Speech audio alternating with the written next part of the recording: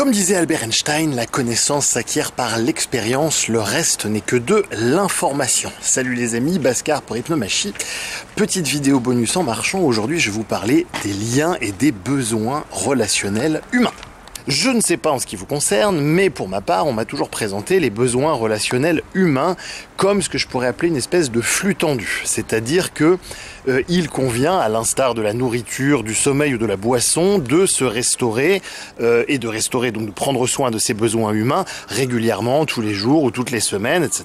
Et ça n'en finit jamais. C'est-à-dire, en clair, on va manger, dormir et avoir des besoins relationnels jusqu'à notre mort. Ce paradigme est le paradigme largement dominant au sein de notre socioculture et il est même largement répandu, pour ne pas dire standard, même au sein de formations professionnelles pour les psychologues, les psychiatres.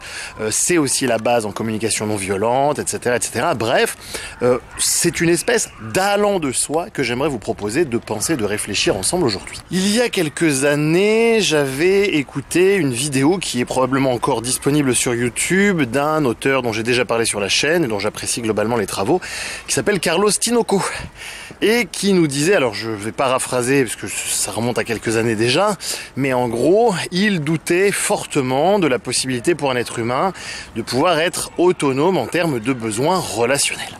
Et je puis témoigner, et je ne suis pas le seul, que si ce paradigme et cette vision peut tout à fait s'entendre sur de nombreux niveaux de réalité qui sont aujourd'hui largement majoritaires, ce qui explique justement l'espèce de consensus qu'il y a autour de cette vision, au-delà d'un certain niveau de réalité, cette façon de voir change totalement. Alors, évidemment, les êtres humains ne cessent pas de se fréquenter les uns les autres. Si, comme disait Nietzsche, il y a dans le cœur de chaque homme un enfant qui n'aspire qu'à jouer, cela continue, cela dure toute la vie et c'est absolument parfait ainsi, aucun problème. Simplement, plutôt que de voir les besoins relationnels comme une espèce de... La meilleure métaphore qui me vient là, même si elle est assez laide, c'est celle de ce qu'on appelle en économie les marchés captifs. Vous savez, un petit peu comme les gens qui vous vendent des contrats d'entretien pour chaudière. Voilà, à partir du moment où ils vous ont comme client, vous êtes dépendant d'eux et tous les ans vous allez devoir renouveler comme ça votre abonnement. Pareil pour les opérateurs mobiles. Enfin voilà, vous comprenez la différence entre un marché dit captif donc et un marché non captif dans lequel les individus vont acheter vos services peut-être une fois et après plus jamais et basta. C'est-à-dire que dans ce lien, dans cette relation à l'autre, si vous voulez, tout dépend en fait si l'on relationne avec l'autre depuis un vide de soi ou depuis un plein de soi. Et énormément de gens relationnent vis-à-vis de l'autre depuis un vide d'eux-mêmes. Lorsque l'on relationne vis-à-vis de l'autre depuis un vide de soi-même, effectivement, les gens essayent inconsciemment, bien sûr, tout ceci se passe la plupart du temps sous le seuil de conscience ou pas. Vous avez quand même des gens qui ont un minimum de capacité introspective, et donc les gens vont essayer comme ça de combler un certain nombre de besoins et d'essayer de tendre vers une forme d'homéostasie de leur système psycho-affectif. Bon. Prenons un exemple très très simple. Si par exemple vous êtes une jeune fille et qu'il est très très important pour vous qu'on vous valide sur le fait que vous êtes belle, eh bien vous allez donc rechercher ce besoin affectif à l'extérieur qui est en réalité, si vous vous souvenez de la vidéo qui a été censurée sur la chaîne mais que vous pouvez encore regarder sur Odyssée sur la communication non violente 2.0, vous vous souvenez que je vous dis justement qu'en fait il n'y a pas plusieurs besoins humains, qu'il n'y a qu'en fait un seul besoin central qui se décline en plusieurs sous-besoins, mais le mot besoin justement n'est pas réellement approprié quand on a compris le fond du propos de cette vidéo. Bref, donc si vous êtes une jeune fille comme ça, vous avez besoin d'être validée sur le fait que vous êtes belle, etc. machin. Donc peut-être qu'à l'adolescence, vous allez vous habiller d'une certaine façon, histoire d'aller chercher le regard de l'homme, par exemple, jusqu'au moment où vous obtenez cette validation. À partir du moment où vous avez obtenu cette validation d'une façon suffisamment puissante et en accord avec votre fonctionnement cognitif, c'est-à-dire que la personne qui vous a délivré ce message, vous l'a délivré sous la forme la plus assimilable possible. À partir de là, le message rentre puissamment et en fait à partir de là, vous vous rendez compte que vous n'en avez absolument plus besoin. Et que toute personne qui va continuer d'entrer en relation avec vous sur ce mode ne vous intéressera tout simplement pas. Moi je te trouve très belle. Ta gueule, tu me fais chier à tout le temps me trouver belle. On dirait que plus je pue, plus tu m'aimes. Plus c'est la merde, plus tu deviens romantique. Alors quand je dis ne vous intéressera tout simplement pas, je ne veux pas réduire le rapport humain à l'objectification de l'autre dans le cadre de la recherche de la confirmation de mon identité. Mais si vous regardez bien, c'est tout de même à peu près ce qui se passe, simplement la plupart du temps, cela a lieu sous le seuil de conscience, évidemment. Je ne voudrais pas rentrer ici dans une espèce de dichotomie, de thémata altruiste, égoïste, qui n'a en fait, en vérité, aucun intérêt dans le cadre du propos que je suis en train de vous tenir ici. Cette modélisation donc des besoins émotionnels, relationnels, comme une forme de marché captif, de flux tendu, me semble donc, en tout cas du haut de mon expérience, relativement erronée, et parce qu'il est extrêmement rare donc que l'être humain revienne une nouvelle fois explorer un besoin émotionnel ou relationnel qui a déjà été satisfait de manière suffisante. Je ne dis pas qu'il n'y a jamais de remise en scène du moindre affect, mais en général, lorsque celui-ci a été suffisamment étanché, cela relève plutôt donc d'une remise en scène visant à célébrer la vie que d'un besoin au sens de la définition même de ce que c'est qu'un besoin, c'est-à-dire quelque chose où, si l'on n'y répond pas, l'individu se retrouve très très rapidement face à de très graves déconvenues.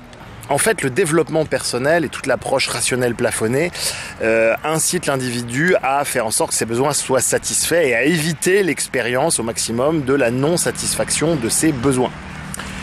C'est une connerie, mais nous en parlerons dans une vidéo à venir, notamment parce que parfois la meilleure chose qui puisse arriver à quelqu'un, c'est précisément de voir ses besoins non satisfaits. En résumé, il semble bien que on nous ait fait passer la définition d'un besoin depuis un vide de soi pour la définition d'un besoin en général.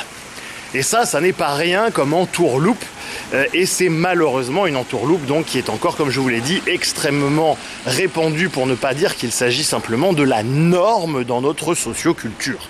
Et cela a énormément d'impact sur la construction des psychismes des uns et des autres, puisque je vois nombre de professionnels, de psychologues, de psychiatres, continuer de colporter à viser du grand public cette vision des choses, qui n'est pas fausse, puisqu'elle correspond bel et bien au vécu subjectif ressenti de la plupart de leurs patients. Se pose alors la question, doit-on dire aux gens ce qu'ils ont envie d'entendre ou ce dont ils ont besoin ? Pire encore, cette vision des besoins humains va avoir tendance à subcommuniquer chez les individus une forme de manque, alors que autour tout n'est qu'abondance. C'est une vision qui coupe de la source, qui elle seule est en capacité d'étancher notre soif. Il s'agirait donc plutôt d'une espèce de, même si je n'aime pas du tout le mot, mais de progression quelque part, dans le sens où si aujourd'hui je vous redonnais une Barbie ou des Lego, il y a peu de chances que vous soyez absolument passionné par le fait d'y jouer pendant 3 heures, simplement parce que justement vous avez intégré en vous cette expérience. Il s'agit pour chaque être humain, en vieillissant, en accumulant une forme d'expérience, d'intégrer en lui l'enfant, l'adolescent, le jeune adulte, l'homme mûr ou la femme mûre, le vieillard ou la vieillarde, etc., etc. En décrivant les besoins humains comme étant un flux tendu quelque part, on se focalise uniquement sur leur similitude au travers des âges, et ce faisant, parce que ça n'est pas critiquable en soi, mais ce faisant, on sacrifie le métaprogramme différence, et donc tout un pan du réel qui permet justement à l'individu de constater qu'il va devenir de plus en plus mûr, de plus en plus mature avec les expériences, et qu'il y a donc une transformation de ses besoins, et vous savez quoi, au bout d'un moment, cette espèce de robinet de puits sans fond s'arrête. L'individu est arrivé à une forme de maturité. Il y a bien un certain nombre de niveaux de réalité que l'individu va installer, que cela correspond donc bel et bien à des stades d'évolution et que, au bout d'un moment, il n'y a plus de besoin relationnel. L'individu est arrivé à une forme de maturité, à une forme d'indépendance si vous voulez. Il est autonome émotionnellement, affectivement, etc., etc. Ce qui ne l'empêche nullement de continuer à fréquenter ses semblables, mais uniquement dans le but et avec l'intention de célébrer. Ceci étant, loin de moi l'idée de fustiger la vision en flux tendu des besoins. C'est une vision qui peut avoir du sens à un moment donné, notamment lorsque les individus, à une certaine étape de leur croissance, commencent à se poser des questions à propos de quels sont mes besoins, quels sont les besoins des autres, comment est-ce que je peux déployer les moyens de m'en occuper, etc., etc. Ce qui correspond à peu près à une phase intermédiaire de la construction du psychisme, phase intermédiaire qui est déjà considérée comme un Graal lointain pour une immense majorité de nos contemporains. Petite capsule relativement courte comme je vous fais en ce moment, une capsule, une idée, point barre. Je dois m'astreindre à ce type de format pour le moment puisque j'ai reçu un strike sur ma chaîne suite à une ancienne vidéo sur le droit naturel qui n'est plus disponible donc sur YouTube, que vous pouvez retrouver là encore sur Odyssée avec toutes les autres vidéos qui ont été strikées sur la chaîne, il y en a un certain nombre. Ça veut dire maintenant que si je traite certains sujets un petit peu trop épineux, la chaîne peut sauter. Bon, j'ai encore 2 strikes de marge, hein, vous me direz, mais enfin, je voudrais éviter autant que faire se peut, mais voilà, ça vous explique pourquoi est-ce que je privilégie ce genre de petits formats qui sont en général moins risqués que les grosses vidéos, d'autant que le sujet de la prochaine grosse vidéo sur laquelle je travaille depuis longtemps maintenant, depuis des mois, voire des années, c'est la pédophilie. Et en général, quand on parle sur YouTube de pédophilie, eh ben, peu importe ce qu'on en dit, mais c'est un sujet qui fait vriller littéralement tout le monde. Donc, comme je n'ai pas envie que la chaîne saute, eh ben, je vous invite à prendre votre mal en patience, à vous contenter de ces petites capsules pour le moment, voilà, que je vous distille comme des amuse-bouches. Et on se retrouvera donc avec une énorme vidéo qui va traiter donc d'un sujet plus que controversé, qui représente un nexus pour la plupart d'entre nous. Comme d'habitude, si cette vidéo a fait de toi un petit peu plus qu'un sapiens, peut-être même un sapiens sapiens, eh bien n'hésite pas à rétribuer avec un pouce vers le haut, à la partager sur les réseaux sociaux, à t'abonner, blablabla, comme d'habitude. Et surtout, n'hésitez pas à commenter cette vidéo, à me dire comment est-ce que cela résonne pour vous, cela me fait vraiment plaisir de vous lire. Je sais que la plupart des youtubeurs vous disent ça, notamment parce que ça fait monter la vidéo dans l'algorithme. Moi, certes, je suis très content que la vidéo monte dans l'algorithme, et ça me fait surtout, avant tout, extrêmement plaisir de vous lire et de savoir comment toutes ces quelques arguties sont reçues. Je vous laisse avec une citation de Ibn Atta al-Sakandari. L'homme dispersé songe le matin à ce qu'il va faire.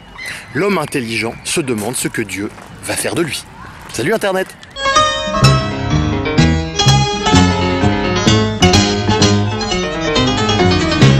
Je vivais comme une ombre, j'avais les idées sombres, faisant partie du nombre des désespérados. Je ne savais quoi faire pour chasser ma misère. Quand on est solitaire, aïe, on a froid dans les os. Quand dans une chapelle, sous la blanche et très belle statue de la douce Immaculée Conception, je sentis la foi naître, et au fond de mon être, du Seigneur Jésus corrige la révélation dans les bras de Jésus. Maintenant tous les jours je danse, et désormais mon existence vaut la peine d'être vécue dans les bras de Jésus.